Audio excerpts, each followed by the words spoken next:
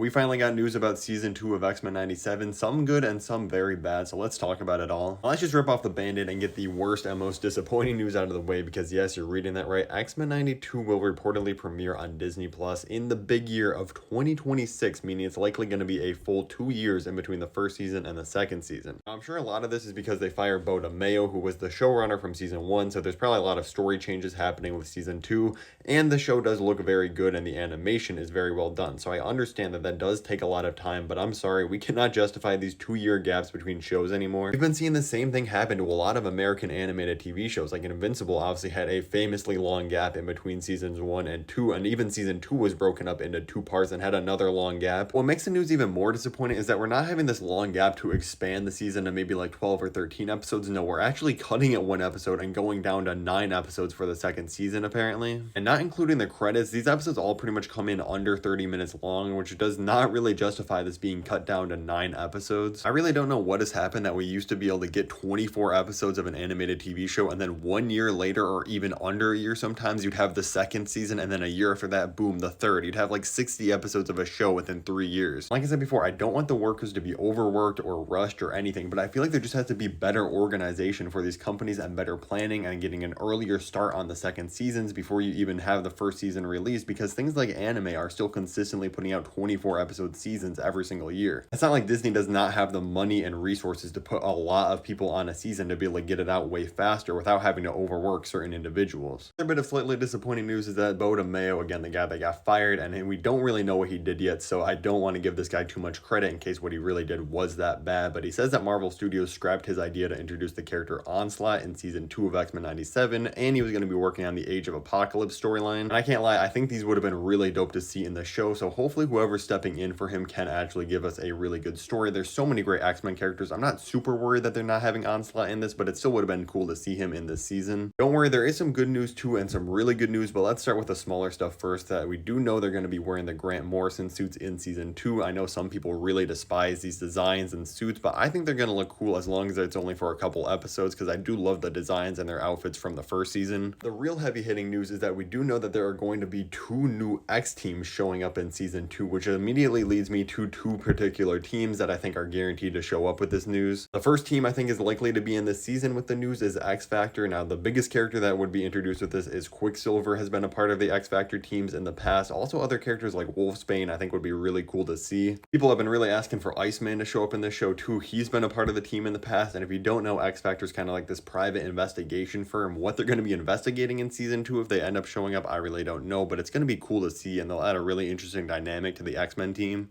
X team that's going to steal all the spotlight if they end up being the second team announced, which I think is very likely, is the X-Force obviously, and this could potentially add Deadpool into this series, which I think would be absolutely incredible to see, because Deadpool's popularity is obviously at an all-time high thanks to Ryan Reynolds and those movies, so I'm really surprised he doesn't even have his own animated TV show at this point. So introducing him in season 2 after such a long 2-year wait could be a great way to build up a lot of hype and get people coming back. Plus, if you remember, we already saw Cable in the first season, so it would make a lot of sense to have him be a part of the X-Force team. And other characters like Psylocke and Domino, who have been just really underutilized or just not used at all lately, and it would be really cool to see them shine in this season. That's not to say those are the only 2 possibilities. There's other lesser known and smaller ones like the X-Terminators or the X-Club, but I don't think either of these have enough popularity to be in over the X-Force or X-Factor. If you made it this far, make sure to leave a like on the video and let me know something you want to see in X-Men 97 Season 2 in the comments below.